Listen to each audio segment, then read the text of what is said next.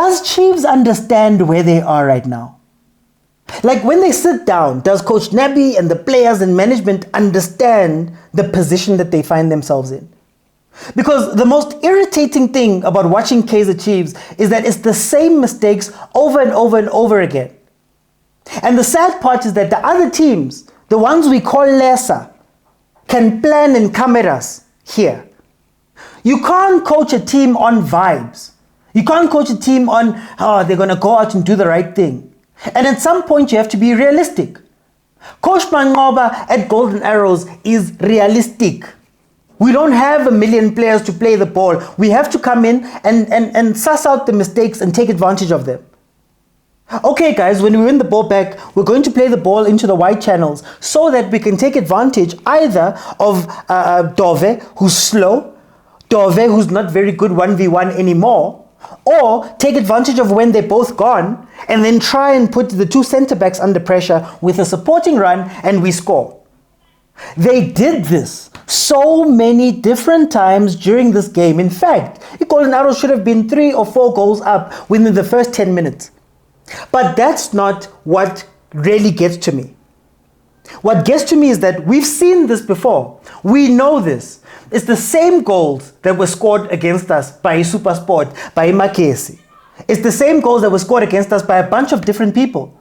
But yet we don't learn because Chiefs is a dreaming team. We're dreamers. We're looking at 5 players that are going to change everything. We're talking about cooking and building and doing all that stuff. Meanwhile, indlu iyasha. Ndlu iyasha. And you're mowing the lawn. Guys, we've conceded more goals this season right now. We concede more than 1 goal in a game this season on average. It's never been done. Not by Coach Arthur, not by Coach Middendorp, not by Coach Gavin Hunt, not by Coach Kevin Johnson, not by Coach Mulifintseki. But we stay with this dream. All of the box entries that we speak about, how many clear-cut chances do we have? Or are we cheating? Because I said, beginning of the game, and I've been saying all of these weeks, that Chiefs has a problem. And it's twofold. Number one, you can't have all of these attacking players, 5 or 6 attacking players, also being backed up by the wingers and going forward. Because what happens is, if a team transitions on your counters, they catch you out. Every single game, we see that happening. Then, number 2, you can't have just players crowding the box. We don't have a move of how we're going to score the goal. We just crowd the box and hope that the natural ability of these players is going to score. You cannot do that at this level with the team that you have. You have to be realistic, and we're not realistic. And we keep being stubborn. This idea that you're going to sign quality players and those quality players are going to be the guys that take you over the line and all of that stuff is not going to happen that way. Think about the people we signed this year. Ntwari was signed. Miguel Dotley Cross. Cele. We brought in Cirino. We brought in Sam. Sam came in this season. Lilepo, Morris. How many more signings do you need until you realize that it's not the signings that's the problem here?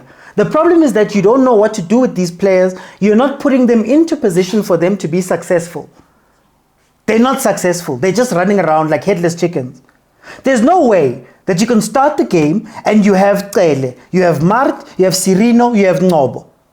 For all intents and purposes, those are players that can pass a ball. I get it, that's what we keep getting told. Ngobo is a generational passer. Look at how Cele controls the base of the midfield. Look at Cirino finding the ball. But for some reason, when those guys are all on, you're playing the ball to Dove and you're playing the ball to Lilepo and you're inshallah. He must try and find a way. He must take on those guys and beat them in order to go and score. There's no rhyme, there's no reason. And I still believe that the problem is we're trying to solve problems that are not where the team is right now. You've got no business signing quality players. You've got no business bringing in a ton of players. You've got no business thinking that you are close to Sundowns and Pirates. These are your peers. Abo Golden Arrows, Abo Richards Bay. 2 teams that have beat us in the past 2 weeks, those are our peers. Those are the people that you're fighting. Those are your peers. And when you look at your peers, none of them have extra quality players. None of them have extra quality coaching from wherever. They come with a plan. And right now is not time to be looking at how beautiful the football. You have to dig the trenches and play to win. Because while you are dreaming, things are getting worse. How can we watch the same mistakes every single week and still be happy and still be building? Guys, Coach Mangoba landed at Golden Arrows when? Okay, so I know I stopped the video a lot and a lot of you are wondering, why are you asking for money? So I wanted to show you. I asked for money because I want to do more of this. Huh? But the truth of the matter is that it took over an hour in order just to render that shot. And it takes even longer when I'm doing my normal content because guys, here's the unsung hero of the channel. And unfortunately, Shem, but the screen is broken. I have to use a second screen and the performance is not up to it. So I'd really love to upgrade things like that. And when you look over here, this is what the setup looks like. Rehenga di patlo and rehenga di green screen, which is a reality of being a South African content creator. Also, this is what people think is my studio. It's actually my house. So if you still don't know that I'm doing all of this from my home, then I don't know. But that is essentially what I want to do. More of these cool things.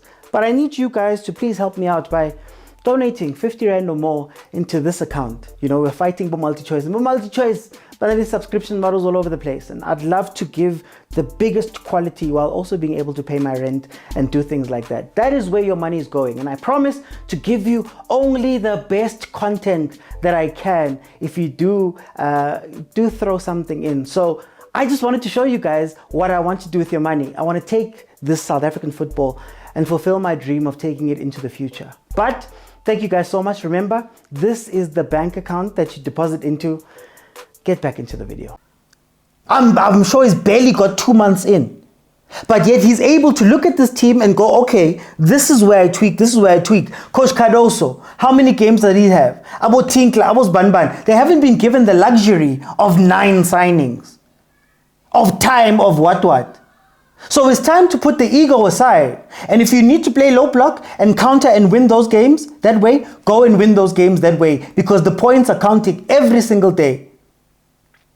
Below us, there are teams who've got games in hand over us. If they win 2 or 3 games, it's done. So I don't even want to look up there. It's not even, forget about thinking about, we need to go fetch Bosalum and Fiston Mangmang and all of that stuff. What has happened over the past 10 years when these star players have come in? You need to be realistic. Mamelodi Sundowns, when it was here, what they did was they brought in Pitso, who understood the dynamics of the game, who understood how to shortcut some of the processes and bring in some of the players that you can shortcut these things with. Win, build. You can't be wondering about the color of your roof or how you're going to paint your walls when you don't even have a foundation built. Those players that people say everybody must sign, who are those players? Why are you signing them? What system are they going to play? Or are we just going to watch them become billiards, dollies, and all of those guys? We can't be seeing the same mistakes every time and then we try and hide behind certain things. Oh, but we've got so many box entries. Cool. Every time the ball gets into the box, it's a box entry. Does that mean it's a chance? Oh, the players miss. I know people are going to say Mart missed a penalty. Do you know how many balls Usibiya missed on the other side? We cannot keep excusing this. You have to fix it. We were 2 weeks off after losing to Richards Bay. And we can't even get the guys to be on par just by the way that they want to play for the team. The effort that they bring. Look at them running around on that pitch. Is that a team that wants to change things? Guys, the trick here is not that you're going from number 3 to number 1. The trick is that you're actually going from number 10 to try and get to number 5. And that is a completely different football. And maybe that's where I question Coach Nabi. Because he's so strict, he's so stubborn with this idea of his that he's going to play this way and big teams play football, beautiful football, and you can't do this and you can't do that. He's so stubborn with it. But now it's costing points every single day. Instead of Naye adapting.